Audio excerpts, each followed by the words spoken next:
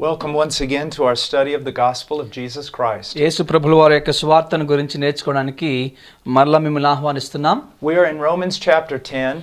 రోమీయులకు రాసిన పత్రిక 10వ అధ్యాయాన్ని ధ్యానం చేస్తున్నాం. And we have been speaking about the difference between law and faith. ధర్మశాస్త్రానికి విశ్వాసానికి మధ్య ఉన్న తేడాలను గురించి చదువుకుంటున్నాం. That we cannot reconcile ourselves to God through the works of the law. మన స్వనీతి ద్వారా ధర్మశాస్త్రము ద్వారా దేవునితో మనం సమాధానపరచబడలేం. But that we are reconciled to God through faith in his son. ఆయన కుమారుడైనటువంటి యేసుక్రీస్తు యందు విశ్వాసం ఉంచుట ద్వారా మనం దేవునితో సమాధానపరచబడగలం.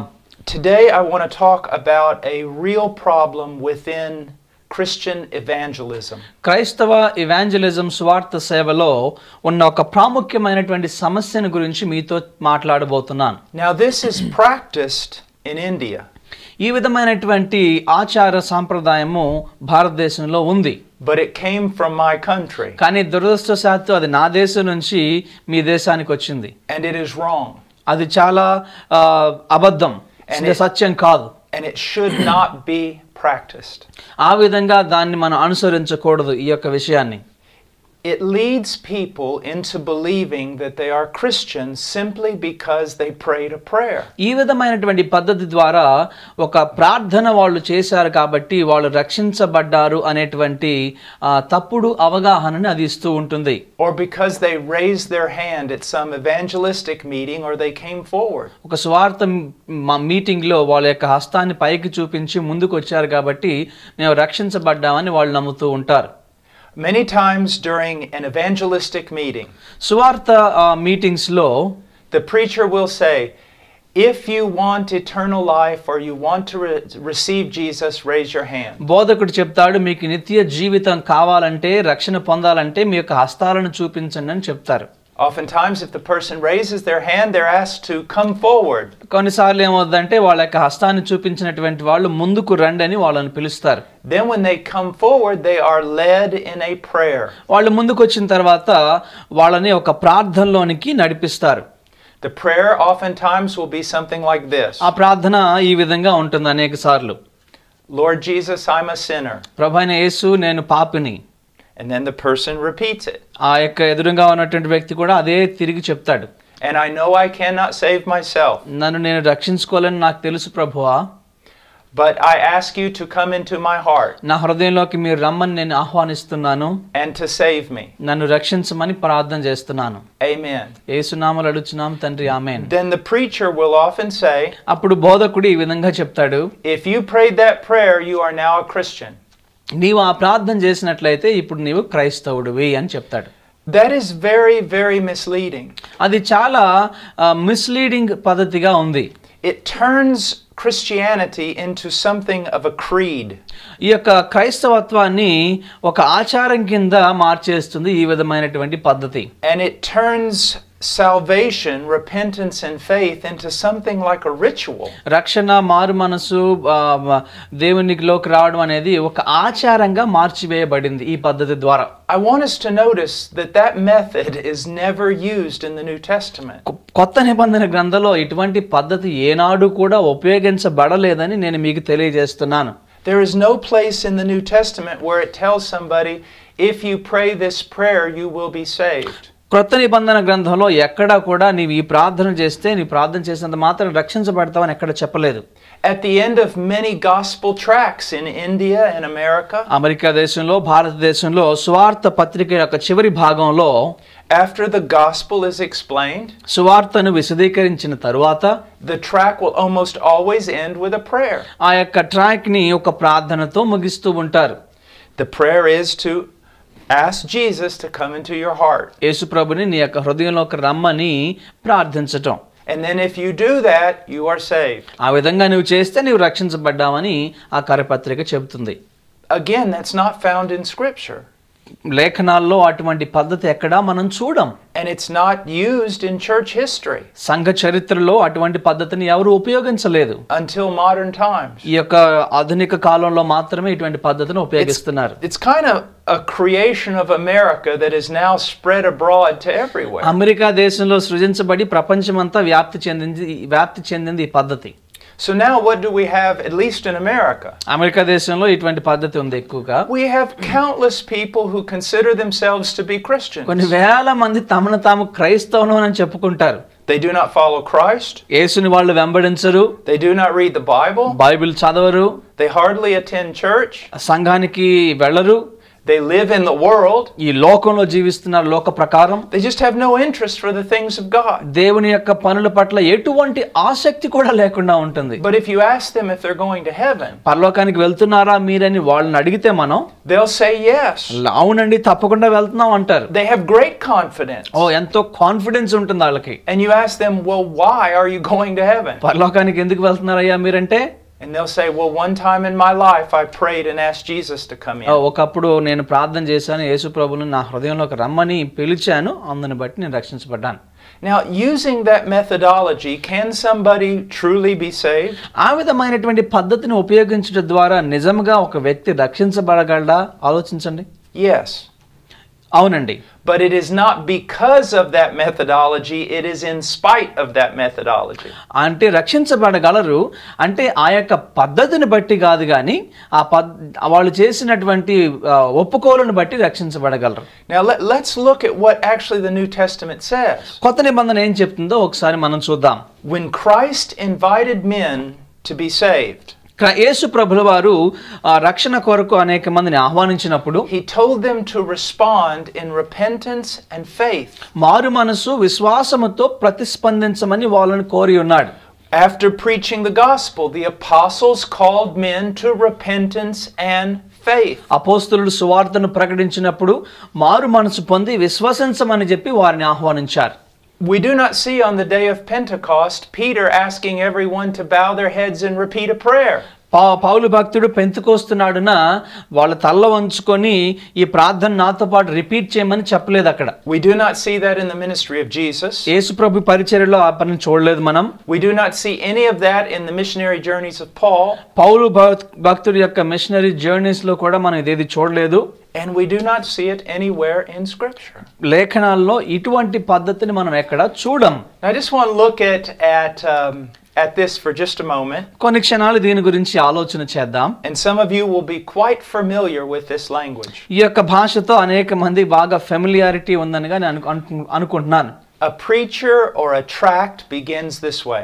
ఒక బోధకుడు లేదా కరపత్రిక ఈ విధంగా ప్రారంభించబడుతుంది.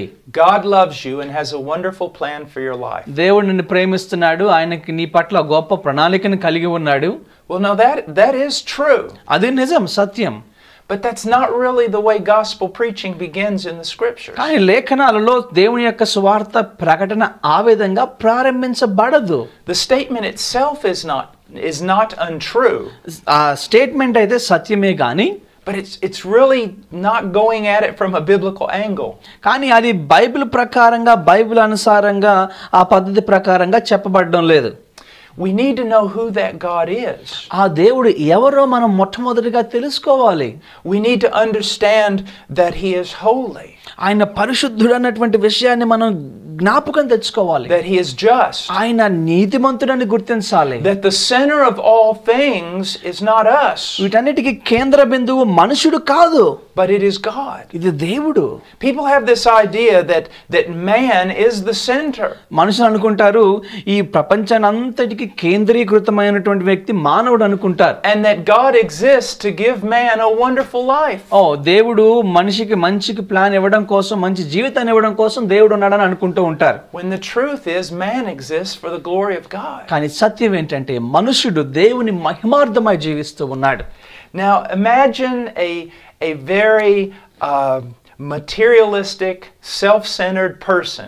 ఒకసారి ఆలోచించండి, బాగా ఈ లోకమైనటువంటి సంపదలతో ఉన్నటువంటి వ్యక్తి, స్వంత చిత్తాన్ని సెల్ఫిష్ గా ఉన్నటువంటి ఒక వ్యక్తిని గురించి ఆలోచించండి. You walk up to them and you say God loves you and has a wonderful plan for your life. ఆ వ్యక్తి దగ్గరికి వెళ్ళి మీరు దేవుడిని ప్రేమిస్తున్నాడు, దేవుడు గొప్ప ప్రణాళిక నీ పట్ల కలిగి ఉన్నాడని చెప్పామనుకోండి. And they say, really?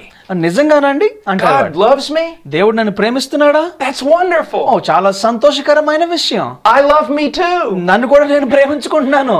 God has wonderful plans for my life. దేవుడు నా పట్ల గొప్ప ప్రణాళిక కలిగి ఉన్నాడా? I have wonderful plans for my life. ఓ నా పట్ల నాకు కూడా గొప్ప ప్రణాళికను కలిగి ఉన్నాను. And you're telling me that God will help me be everything I want to be? నేను ఏమై ఉండాలని కోరుకుంటున్నాడో అలా అవ్వడానికి దేవుడు నాకు సహాయం చేస్తాడా మీ దేవుడు నాకు? Now preachers wouldn't say it that way. అంటే బోధకులు ఆ విధంగా చెప్పరు కానీ, But that's oftentimes what they're communicating. కానీ ఆ విధంగా వాళ్ళు ఆ యొక్క సందేశాన్ని వాళ్ళు కమ్యూనికేట్ చేస్తున్నారు ఈ విషయాన్ని చెప్పినప్పుడు. God wants to give you your best life now. నీవు నీ యొక్క జీవితాన్ని గొప్పగా దేవుడు మార్చేయాలని కోరుతున్నాడని కొంతమంది బోధిస్తూ ఉంటారు. When the message of Scripture is God wants you to repent of your sin and turn back to Him. కానీ దేవుని వాక్యం చెప్పేదంటే మీరు మారు మనసు పొంది మీ పాపాలను వదిలి ఆయన వైపు తిరగమని ఈ యొక్క బైబిల్ యొక్క సందేశం. And to live for His glory. ఆయన మహిమార్థమై జీవించాలని దేవుని సందేశం. And His purposes. ఆయన ఉద్దేశాల కోసం జీవించాలి. Which in the end will be a great blessing for you. చివరిలో అది గొప్ప ఆశీర్వాదంగా నీ యొక్క జీవితంలో మారబోతుంది. But the way the gospel is being communicated today, కానీ ఈ రోజుల్లో దేవుని యొక్క సువార్తను ఏ విధంగా వాళ్ళు బోధిస్తున్నారంటే, is that this is all about man. ఇది మనుషులతో కూడినటువంటి మనుషులతో నిండిన సువార్త. No, it's all about God. కానీ సువార్త అనేది దేవుని గురించినటువంటి వార్త. Man's greatest problem is that he thinks it's all about him. మనుషుల యొక్క గొప్ప సమస్య ఏంటంటే సువార్త అంతా మనుషుల గురించి అని అనుకుంటారు మానవులు. Sometimes there will be evangelistic questions. కొంతమంది కొన్నిసార్లు సువార్తకు సంబంధించిన కొన్ని ప్రశ్నలు ఉంటాయి. Something like this. ఈ విధంగా అడుగుతూ ఉంటారు. First of all, let me ask you, do you think you're a sinner? నీవు పాపివని నీవు గుర్తిస్తున్నావా అని అడుగుతారు వాళ్ళు. Have you ever sinned? పాపం చేసావా ఎప్పుడైనా? I mean, after all, we're all sinners. మనందరం పాపులమే కదా. That is a very superficial way of treating this matter. ఈ యొక్క సమస్యని పైపైన మనము ట్రీట్ చేస్తూ ఉంటాం. It would be like several years ago my mother had cancer. కొన్ని సంవత్సరాల క్రితం మా యొక్క తల్లికి క్యాన్సర్ జబ్బు వచ్చింది. And it was fatal. అది చాలా భయంకరమైన జబ్బు. Very severe. చాలా సీరియస్ గా ఉంది. Can you imagine my mother walking into the doctor's office? మా అమ్మగారు డాక్టర్ గారి ఆఫీస్ దగ్గరికి వెళ్ళింది అనుకోండి, వెళ్ళినట్టుగా ఊహించండి. And the doctor saying something like this. Doctor గారు ఈ విధంగా చెప్పాడు అనుకోండి. Hey, now you know you have cancer. నీకు క్యాన్సర్ ఉంది కదా నీకు. I mean, a lot of people have it. చాలా మంది క్యాన్సర్ ఉంది. You see, that would be horrible. ఆ విధంగా డాక్టర్ గారు చెప్తే అది చాలా భయంకరమైన విషయం. In the same way, when we talk about man's sin, మనుషుని యొక్క పాపాన్ని గురించి మనం మాట్లాడినప్పుడు there ought to be a solemnness, a seriousness in our attitude. ఆ యొక్క పాపాన్ని గురించి మాట్లాడేటప్పుడు చాలా సీరియస్ గా ఆలోచనాపూరితంగా మనం మాట్లాడాలి. Man only has one problem. మనుషునికి ఉన్నటువంటి ఒకే ఒక్క సమస్య, and it's sin. అది పాపం. And sin kills hundreds of thousands of people a day. ప్రతిరోజు ఈ యొక్క పాపం అనేది వందల వేల మందిని చంపేస్తుంది. It is the greatest plague in human history. ప్రపంచంలో అత్యంత భయంకర నాశనకరమైనటువంటి తెగులు ఈ పాపం. When evangelists deal with sin, there ought to be a seriousness in their face. సువార్తికులు పాపం గురించి మాట్లాడేటప్పుడు ఎంతో లోతుగా ఆలోచిస్తూ వాళ్ళు మాట్లాడాలి. It's infinitely worse than cancer. అది క్యాన్సర్ కంటే అత్యంత భయంకరమైనటువంటి విషయం. Cancer kills the body. Cancer అనేది శరీరాన్ని మాత్రమే చంపేస్తుంది. Sin can kill the body and kill the soul for eternity in hell. పాపం అనేది శరీరాన్ని నీ యొక్క ఆత్మను కూడా నిత్య కాలము చంపివేయగలదు. Now if I ask someone if they're a sinner, నీవు పాపివా అని ఎవరినైనా అడిగినప్పుడు and they say yes, వాళ్ళు అంటారు అవును అని చెప్తారు. that really doesn't mean anything. దానివల్ల మనం అర్థం చేసుకునేది అది సరైన అర్థం అందులో లేదు. We live in a world that jokes about sin. ఈ లోకంలో మనం జీవిస్తున్నప్పుడు పాపం గురించి వాళ్ళు ఎగతాళి చేస్తున్నారు. That invents new ways to sin. కొత్త రకాలుగా కొత్త పద్ధతుల్లో పాపం చేయడానికి ప్రయత్నం చేస్తున్నారు. The Bible says we drink down sin like it was water.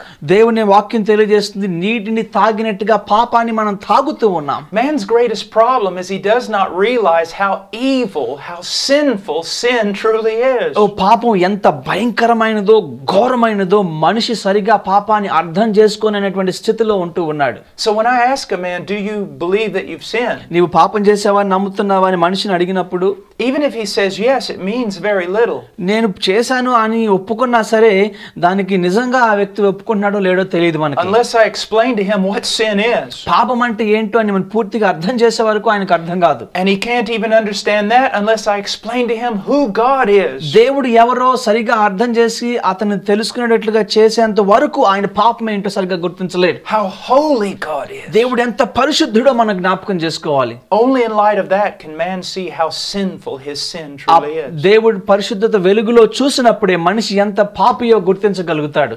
Also, if a person tells me that they see that they're a sinner, ఒక వ్యక్తి తన పాపినని గుర్తించినప్పుడు that does not mean they have repented. వాళ్ళు మారు మనసు పొందారని గుర్తు కాదు అది. The question is, has their heart changed with regard to their sin? ప్రశ్న ఏంటంటే వారి యొక్క పాపం పట్ల వారి యొక్క హృదయం మార్చబడిందా? On preaching the gospel to someone, దేవుని యొక్క స్వార్థను ప్రకటించుచు ఉన్నప్పుడు when I counsel them, నేను వారితో మాట్లాడినప్పుడు I will often ask them this question. వాళ్ళని ఈ ప్రశ్న అడుగుతాను. Since you heard the preaching of the gospel, ఈ యొక్క స్వార్థ ప్రకటనను విన్నావు కాబట్టి has your heart changed with regard to sin? పాపము పట్ల నీకున్నటువంటి ఆలోచనలు మారినవా? Has your thinking changed? ఈ యొక్క ఆలోచనలు మారాయా? Do you see how evil it is? ఆ పాపం ఎంత భయంకరమైందో గుర్తించావా? Are you ashamed of it? దాన్ని బట్టి నీవు సిగ్గుపడుతున్నావా? Do you want to be free from it? దాని నుంచి విడుదల పొందాలని కోరుకుంటున్నావా? You see, it's not just that they realize they're a sinner. వాళ్ళు పాపులని గుర్తించడం మాత్రమే కాదు. The devil realizes he's a sinner. సైతానికి కూడా తెలుసు తాను పాపి అని. The question is, has their heart changed with regard to sin? ప్రశ్న ఏంటంటే పాపము పట్ల వారి యొక్క మనసు మార్పు చెందిందా? Also, a lot of times a preacher will ask someone, after he asks them, do you know you're a sinner? నీవు పాపి అని గుర్తించావా అని ఒక సువార్తికుడు అడిగిన తరువాత కొన్ని ప్రశ్నలు అడుగుతాడు. He'll ask him, would you like to go to heaven? పరలోకానికి వెళ్ళాలని కోరుకుంటున్నావా అని అడుగుతాడు. Now, that question has very little meaning. దానికి సరైనటువంటి అర్థం లేనే లేదు. How many people want to go to hell? ఎంతమంది పరలోకానికి వెళ్తామని కోరుకుంటున్నారండి? Everyone wants to go to heaven. ప్రతి ఒక్కరూ పరలోకానికి వెళ్ళాలని కోరుకుంటున్నారు. That's what political theory is about. రాజకీయ నాయకుల యొక్క థియరీ కూడా అదే. Trying to create a utopia or a heaven on earth. పరలోకం భూలోకం మీద సృజింపజేయడమే వారి యొక్క లక్ష్యం. Everybody wants to go to a perfect place where they are perfect. పరిపూర్ణమైనటువంటి ప్రాంతంలోకి పరిపూర్ణులుగా వెళ్ళడం అనేది ప్రతివాని యొక్క కోరిక. And they get everything they want. వారికి కావాల్సినంత వాళ్ళకి లభిస్తుంది అక్కడ. So the question, do you want to go to heaven, is meaningless. మనం అందుని బట్టి పరలోకానికి వెళ్ళాలని కోరుకుంటున్నావా అనేది చాలా అర్థం లేని ప్రశ్న. A better question would be this. దానికంటే మంచి ప్రశ్న ఏంటంటే, do you want God? నీకు దేవుడు కావాలా? నీకు do you want Christ? క్రీస్తు కావాలా నీకు? Everybody wants heaven. ఆ పరలోకం అందరికి కావాలి. Even the most sinful man wants heaven. అత్యంత పాపి కూడా ఈ లోకంలో పరలోకానికి వెళ్ళాలని కోరుకుంటాడు. But he doesn't want God to be there when he gets there. కానీ పరలోకానికి వెళ్ళినప్పుడు దేవుడు అక్కడ ఉండకూడదని కోరుకుంటాడు. And he doesn't want a holy and righteous God reigning in heaven. పరిశుద్ధుడైనటువంటి నీతి కలిగినటువంటి దేవుడు ఆ పరలోకాన్ని ఏలడం పాపికి ఇష్టం ఉండదు. The man wants to reign in heaven just like he wants to reign on earth. భూలోకంలో మనుషుడు ఏ విధంగా ఏలుతున్నాడో అదే విధంగా పరలోకంలో కూడా ఏలాలని ప్రయత్నం చేస్తూ ఉంటాడు. So I ask someone this. వారిని ఈ ప్రశ్న ఈ విధంగా అడుగుతాను నేను. Since you've heard the preaching of the gospel, దేవుని యొక్క సువార్తను నీవు విన్నావు కాబట్టి, has something happened with your heart regarding God? దేవుని గురించి నీ యొక్క హృదయంలో ఆశ మొలకెత్తిందా? Do you have newfound interest in God? దేవుని యందు నీ యొక్క క్రొత్త ఆసక్తి నీలో ఉందా? Do you have new desires to know him? నీలో క్రొత్త ఆశలు ఆయనను తెలుసుకోవాలనే ఆశ నీలో ఉందా? Has God done a work in your heart? నీ యొక్క హృదయంలో దేవుడు ఏదైనా కార్యాన్ని చేశాడా, మార్చాడా? So that the God you once ignored, you now desire. ఒకప్పుడు వదిలివేసినటువంటి మర్చిపోయినటువంటి దేవుడిని ఇప్పుడు కావాలని నీ యొక్క హృదయం కోరుకుంటుందా? ఆ మార్పు సంభవించిందా? Do you see Christ is beautiful? దేవుడైనటువంటి క్రీస్తుని అత్యంత సుందరంగా నీవు చూడగలుగుతున్నావా? Has the veil been lifted from your eyes? నీ యొక్క కళ్ళల్లో ఉన్నటువంటి ఆ యొక్క వెయిల్, ఆ యొక్క ముసుగు తొలగించబడిందా?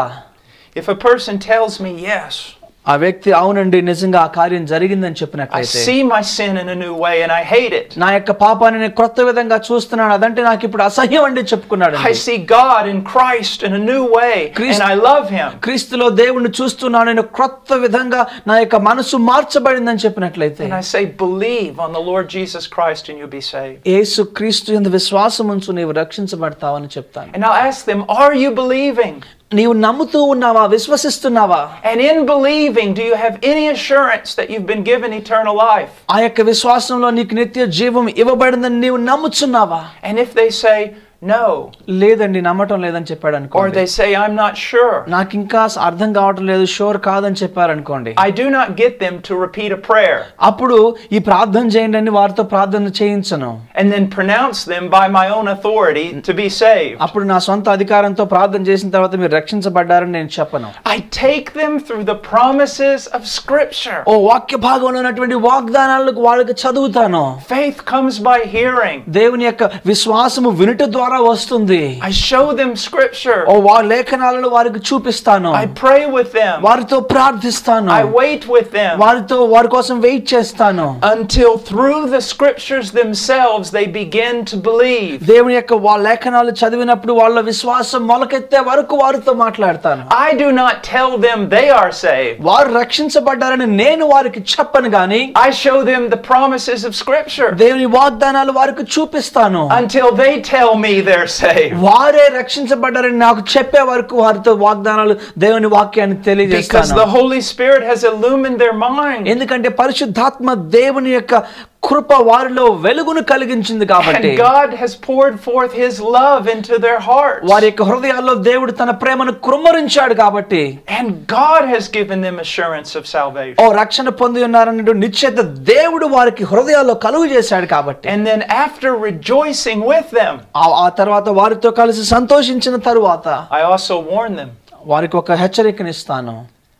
that if they have truly believed, they are converted. వారు నిజంగా మార్పు చెందారని నమ్మినట్లయితే, But if they truly are Christian, నిజంగా వారు క్రైస్తవులైనట్లయితే, the evidence will be that they will begin to walk with Christ. దానికి రుజువు ఏంటంటే వాళ్ళు క్రీస్తుతో నడవడం ప్రారంభిస్తారు. And they will continue walking with Him. క్రీస్తుతో వాళ్ళ జీవితాంతం ఆ విధంగా క్రీస్తుతో నడుస్తారు. And the God who began a good work in them will finish it. వారిలో దేవుడు కార్యమును ప్రారంభించినటువంటి దేవుడు దాన్ని కొనసాగిస్తాడు, ముగిస్తాడు. Let's pray. ప్రార్థన చేసుకుందాం.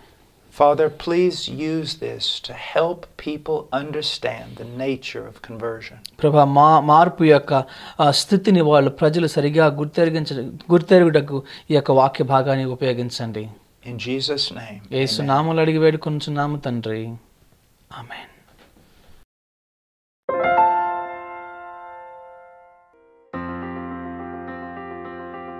Please visit our website at heartcrymissionary.com. There you will find information about the ministry, our purpose, beliefs and methodologies, and extensive information about the missionaries we are privileged to serve.